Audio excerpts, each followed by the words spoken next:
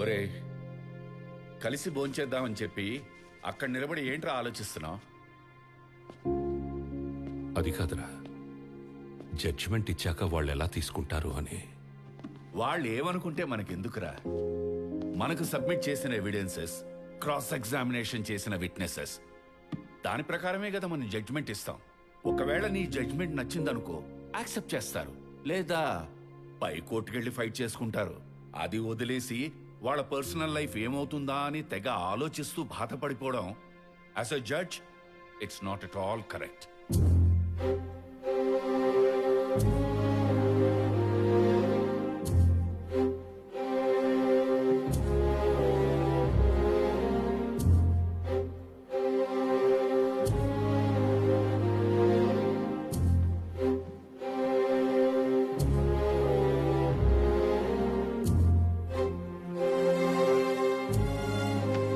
చెప్పుకోవాల్సింది ఇంకేమన్నా ఉందా?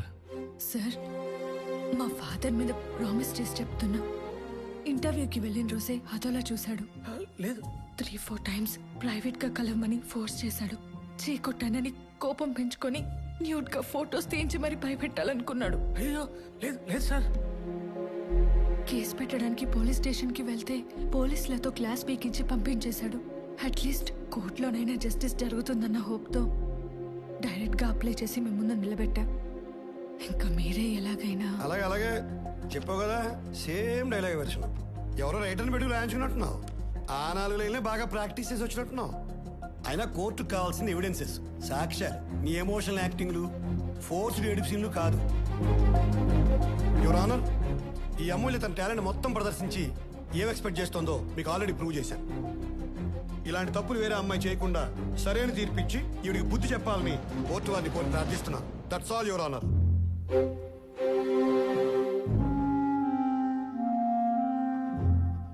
సాక్ష్యాధారాలని పరిశీలించి చూడగా కుమారి అమూల్య చేసిన ఆరోపణలన్నీ నిరాధారాలని, కేవలం డబ్బు కోసమే ఆ కాలేజ్ చైర్మన్ వివేక్ని ఉద్దేశపూర్వకంగానే ఈ కేసులో ఇరికిచ్చిందని కోర్టు వారు నమ్మడం జరిగింది. ఇందుకుగాను కుమారి అమూల్యని మందలిస్తూ 50,000 రూపాయలు జరిమానా విధించడమైనది.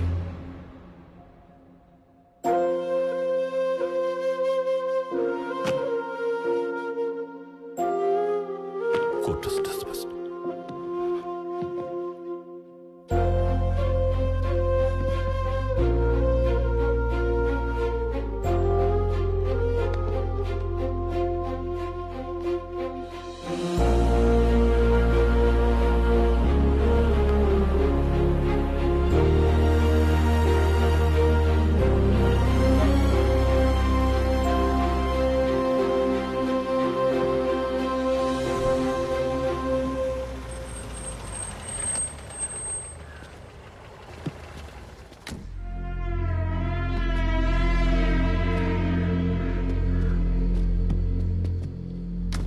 ఎక్కడికి వచ్చాడేంటీడు?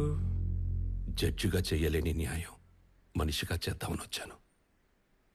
కేఎల్ ఇంజనీరింగ్ కాలేజీలో అసిస్టెంట్ లెక్చరర్గా మాట్లాడా. రేపే జాయిన్ అవ్వచ్చు. అక్కర్లేదు సార్, నాకు కావాల్సిన న్యాయం కోర్టులో చేయాలి, కానీ ఇలా 4 గోడల మధ్య కాదు. అద్దం ముందు బట్టలు మార్చుకోవడానికి ఇబ్బంది పడే ఆడపిల్లని నేకడిగా సొసైటీ ముందు నిలబెట్టేశారు. చిన్న జస్టిస్ కోసం తెగించి కోర్టు మెట్లు ఎక్కిన పాపానికి మళ్ళీ లేగలేనంత లోతుకి తోసేశారు. అది కాదమ్మా. సార్, మీరు నిజంగా నాకు హెల్ప్ చేద్దామని వచ్చుంటే ఇంకెప్పుడు కోర్టుకు వెళ్ళకండి. ఆ బ్లాక్ కోట్ తీసేయండి. Sir, you are unfit for this judicial system.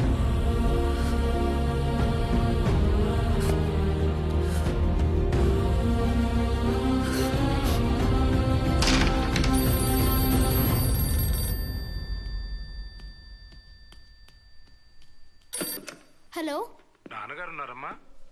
నాన్న నీకే ఫోన్.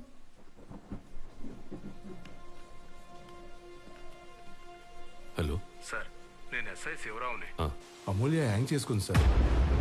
వాట్?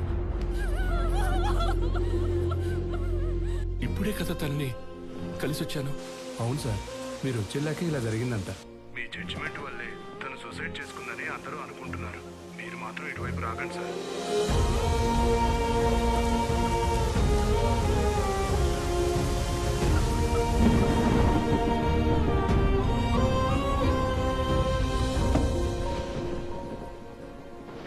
రెసిగ్నేషనా? ఇదేంటండి ఇలా? ఎంతో కష్టపడి చదువుకొని పైకొచ్చి పైకొచ్చి ఏం చేశా? జడ్జి అనే పదానికి, ఆ ధర్మాసనం మీద కూర్చున్న నాకు, జనమిచ్చే గౌరవానికి, నేనిచ్చే తీర్పుకి సంబంధం లేనప్పుడు ఇక నేనెందుకు అక్కడ ఉండాలి?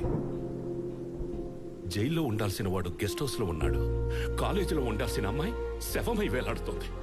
ఒక ఆడపిల్లకి న్యాయం చేయలేని బ్లాక్ కోటు ఉంటే ఎంత, పోతే ఎంత? ఈ వ్యవస్థని మార్చగలిగే శక్తి లేనప్పుడు వ్యక్తిత్వాన్ని చంపుకొని బతకూడదు. కోర్టులో గెలిపించలేని అమూల్యనే కనీసం తన ఆఖరి కోరికనైనా తీర్చి గెలిపిస్తా.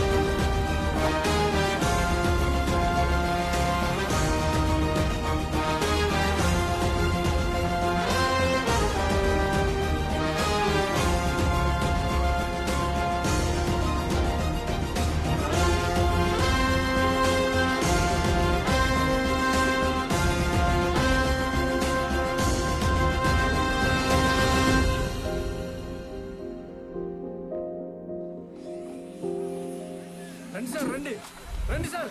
మేము ఎంత అడ్డుకున్నా వీళ్ళు మాత్రం పనులు ఆపట్లేదు సార్. ఆపడే, ఆపు, చెప్తుండే ఆపండి. చెప్తున్నా అర్థం కాలేదు నీకు? ఆపు. ఈ మైథిలికి కన్స్ట్రక్షన్ చేసే మోసాలు అన్ని నీకు కాదు సార్. మా 200 ఎకరాలు దళిత భూములు అక్రమంగా ఆక్రమించుకొని మాకు వేరే సరైన నెంబర్లు చూపించి మమ్మల్ని మోసం చేస్తున్నారు సార్. ఎదురు తిరిగి మాట్లాడే వాళ్ళకి నరకం చూపిస్తున్నారు సార్. పాస్బుక్ చూపించలే, చూడండి సార్, మీరే చూడండి సార్. ఇగో సార్. లక్కీ చూడరా, వీళ్ళకి ఇంత క్లారిటీ ఉన్నప్పుడు నీలాంటోడిని పట్టుకొని స్టే తెచ్చి ఆ కన్స్ట్రక్షన్ ఆపేయచ్చు కదా. నానా, వాళ్ళకి తెలియదు కదా, కొంతమంది కమర్షియల్ క్యాండిడేట్స్ వల్ల పాడైపోతున్న ఈ జ్యుడిషియల్ సిస్టమ్ ని కాపాడటానికి రూపాయి అంటే ఇంట్రెస్ట్ లేని నాలాంటి నాన్ కమర్షియల్ లాయర్ ఇక్కడే ఉన్నాడని. కరెక్ట్. అవతలోడు ఎంత సౌండ్ అయినా వాడు మాత్రం జస్టిస్ కోసం నిలబడి అమాయకులకు న్యాయం జరిగే వరకు పోరాడుతూనే ఉంటాడని. ఎస్ రా, అయితే ఆ ఛానల్ వాళ్ళకి కాల్ చేసి అతని నంబర్ తీసుకుని నీ దగ్గర తీసుకొస్తా. నానా, ఛానల్ కాల్ చేస్తే వాళ్ళు ఎందుకు ఇస్తారు? అటు చూడు, ఎవడి కన్స్ట్రక్షన్స్ గురించి బ్యాడ్ గా టెలికాస్ట్ చేస్తున్నారు, వాడి ప్లాట్లే కొనమని కింద యాడ్ చేస్తున్నారు. అంతా కమర్షియల్, మళ్ళా ఎథికల్ గా ఉండరు నానా. అందుకని డైరెక్ట్ గా నువ్వు వెళ్ళగలవు వాడిని నా దగ్గర తీసుకొచ్చి వాడికి హెల్ప్ చేసి పెడదాం, కాపాడదాం. సీనియర్ క్లయింట్స్ రెడీ, వేడి వేడిగా కమింగ్. ఇప్పుడే వస్తానా? వాడిని ఎలా తీసుకురావాలో ఆలోచించు.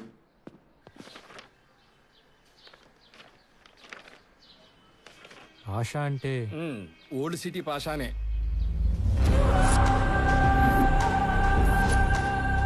లిటికేషన్ ప్రాపర్టీ కదా, తక్కువ రేటుకి వస్తుంది కొందాం అనుకుంటే అక్కడికి వచ్చి తగలంటారు.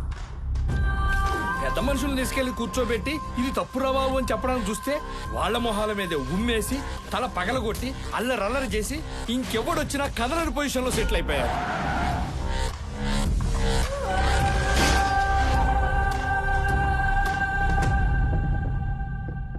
వాడిని కోర్టుకు తీసుకొచ్చినా లొంగే లాంగ్వేజ్ ఉండదు వాడి బాడీకి. Out of the court settle చేయాల్సిందే. అదే అవ్వలేదు అంటున్నాం సార్. వెళ్ళింది లాయర్ లక్కీ కాదు కదా. వాడిని తక్కువ అంచనా వేస్తున్నారు. ఓ ఇక్కడ మిమ్మల్ని మీరు ఎక్కువ అంచనా వేసుకుంటున్నారో మాకు అర్థం కావట్లేదు. మాకు మాత్రం మ్యాటర్ సెటిల్ అవ్వాలి. నేను మళ్ళీ ప్రశాంతంగా నా సైట్ లో పోసుకోవాలి ఒంటేలు. ఏమండి ఇక్కడ మీరు పోసుకోవడమే కాదు, మీ సైట్ లో మీకు ఏం కావాల్సి చేసుకోవచ్చు. ఒక్కసారి మా సీనియర్ కేసు టేకప్ చేస్తే ఇంక సూట్ కేసులు సర్దేసుకోవడమే. వాళ్ళ మేమా జోకా? ఇది జబర్దస్త్ సెట్ కాదు. కోపడకండి సార్ ప్లీజ్. మేము తీసుకెళ్లిన వాళ్ళందరూ పోసుకోడు కబుర్లు చెప్పడమే గాని ఎవడు వల్ల పని అవ్వలేదు. మీ వాడు మిమ్మల్ని పొగిడే విధానం చూస్తుంటే ఇదేదో వర్కౌట్ అయ్యేలా ఉంది. ఆ ఫీజు కూడా ఒకసారి అనేసుకుంటే. మిమ్మల్ని టెన్షన్ పెట్టి ఫీజు తీసుకున్న ప్లేస్ లో లేరు మీరు. ఆహా, ఇది ఎక్స్ జస్టిస్ సూర్యనారాయణ గారి ఇల్లు. నమస్కారం సూర్యనారాయణ గారు. అటు నమస్కారం సార్. బాబు మీరు మనశ్శాంతిగా మధ్యాహ్నం మీటింగ్ రెడీ అయిపోండి. ఏంటి ఈ రోజే? అవును, పరిగెత్తించి సెటిల్ చేస్తాం. మీకన్నా ప్రాబ్లమా? ఇంకా ప్రాబ్లం ఏముంటుంది సార్, ప్రశాంతంగా ఇక్కడే కూర్చుంటాం. పడ్డాక లేకపోతే చైర్ కింద చావుగా.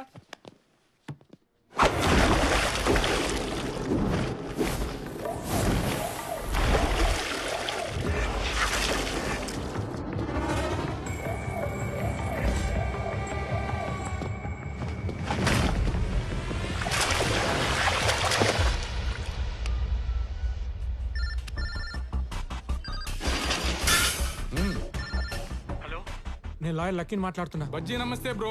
నేను ఓల్డ్ సిటీ పాషాకు ఆపోనెంట్ గా కేసు ఒప్పుకున్నా అని చెప్పేసి నన్ను మర్డర్ చేయడానికి 1, 2, 3, 4 15 మంది వచ్చారు సార్. దోలకి దుకాణం పెడితే అరక్కి కారం పెట్టిందంట. మరి కేసు ఎందుకు ఒప్పుకున్నా? సార్ ఒప్పేసుకున్నాను కదా, వచ్చి కాపాడండి సార్. ఈ కేసు గురించి ఇన్ఫర్మేషన్ ఇచ్చిందే ఆడు. తుమారకు మాన్నిక బాతి ఆతాది. పాషా గారు, ఇది కరెక్ట్ కాదు కదా. కరెక్ట్ కాదు. ఒక లాయర్ని గిట్ల నిలబెట్టి వాదించుడు తప్పే కదా, శిక్ష పడాలి.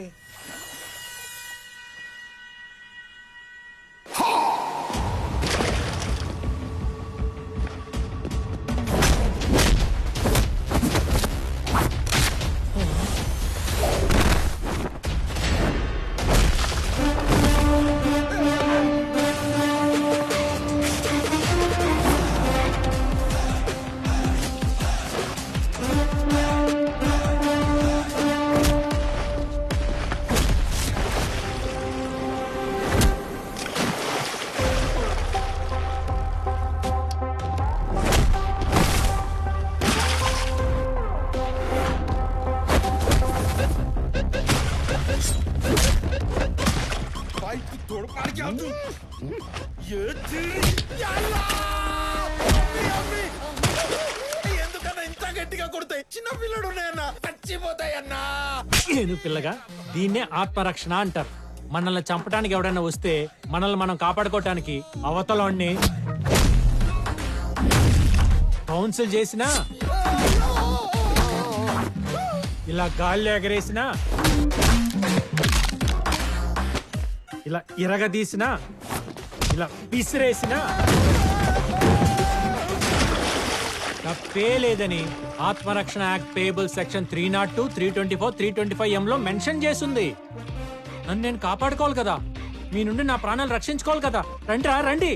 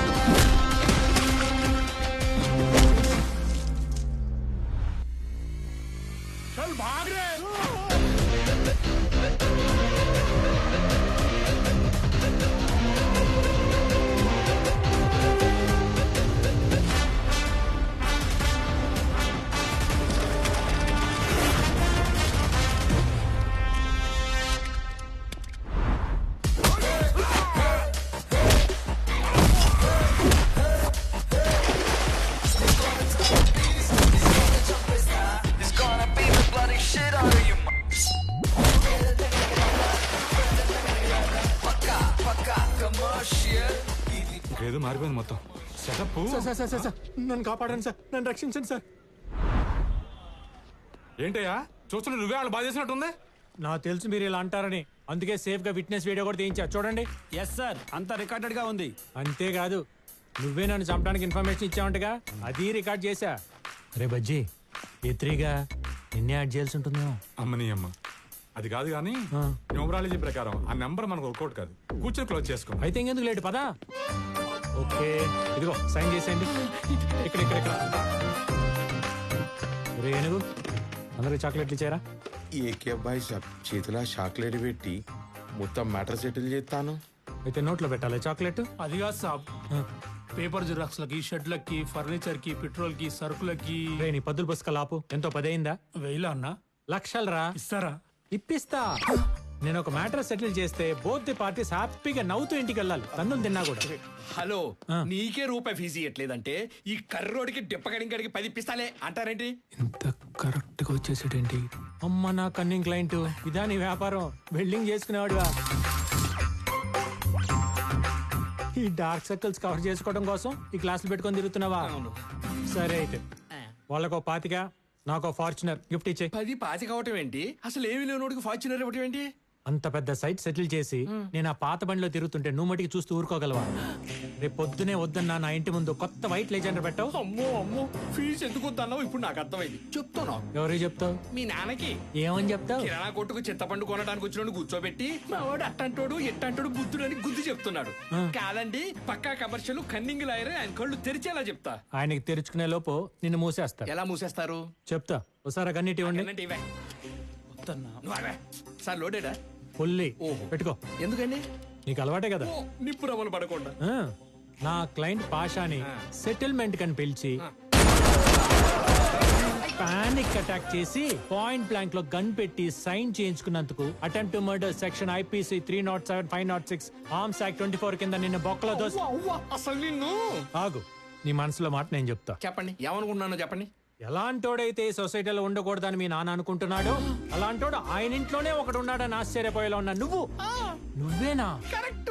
క్రిమినల్ లాయర్ అంటే క్రిమినల్స్ కి లాయర్ అని కొత్త మీనింగ్ వచ్చేలా యాటిట్యూడ్ లో మార్చిన నువ్వు క్రిమినల్ లాయర్ వేనా? ఇది కరెక్టే. కాదు, క్రిమినల్ మెంటాలిటీ ఉన్న లాయర్. పొల్లు పోకుండా మనసులో ఉన్నది మొత్తం చెప్పారు. కానీ ఇంకోటి అనుకున్నా, మీకు తెలియలే. చెప్పు. మీరు కేసు ఒప్పుకునే ముందు ఫీజు వద్దు రమ్మంటారు. పని అయ్యాక వాడిని వంగ పెట్టి ఆపు నీ బాడీ లాంగ్వేజ్. ఇంతకు మించి అసభ్యంగా ప్రవర్తించావనుకో అండర్ సెక్షన్ 504 ప్రకారం ఇంకో 3 ఏళ్ళు. రేపు పొద్దునే 10ంటికి కొత్త కారు తీసుకుని నా ఇంటికి వచ్చేసి. సెల్యూట్ కొట్టించుకోవడానికి నేను హీరోని కాదురా, విలన్.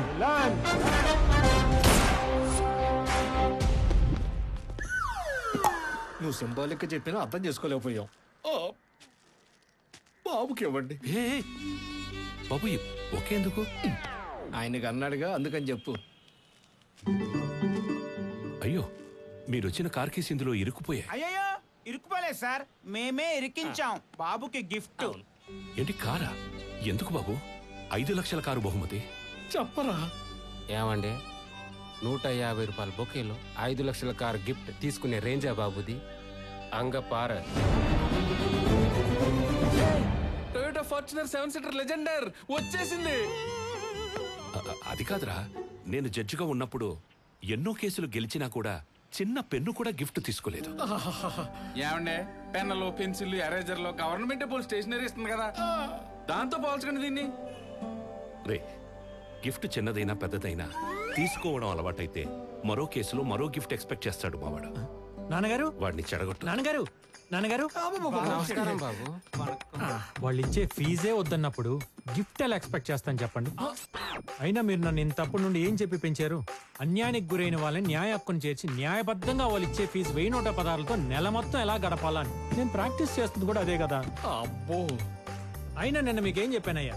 ఏం చెప్పారండి? ఏం చెప్పారు? నేను సెటిల్ చేసిన కేసులో మీకు కొన్ని కోట్ల రూపాయలు వచ్చినా కూడా మొత్తం మీరే అనిపించాలి, కానీ నాకు ఒక్క రూపాయి కూడా ఇవ్వకూడదని చెప్పానా లేదా? చెప్తే ఎంత బాగుండే సార్. అంటే చెప్పలేదా మరి? చెప్పారు అంటున్నారు. మరి ఇప్పుడు ఇలాంటి గిఫ్ట్లు తీసుకొచ్చి మమ్మల్ని టెంప్ట్ చేస్తే ఎలా? అయితే తీసుకెళ్ళిపోరా. సెక్షన్ 5 ప్రకారం తీసుకెళ్ళిపో. సెక్షన్ ఎందుకు ఇప్పుడు? ఆ సెక్షన్ ఎందుకండి? మరి అలా చెప్పకపోతే మా నాన్ని నన్ను ఎలాగైనా ఒప్పించి ఇచ్చి వెళ్తారు కదా. ఓ, ఒప్పించి ఇచ్చెళ్తాం. అయ్యా, ఇది మీకోసం కాదండి అయ్యా, మా కోసం, మా ఆనందం కోసం తీసుకోవాలి. అలాగే ఈసారి తీసుకుంటున్నాను కదా అని నెక్స్ట్ టైం రేంజ్ రోవరే తీసుకొచ్చా.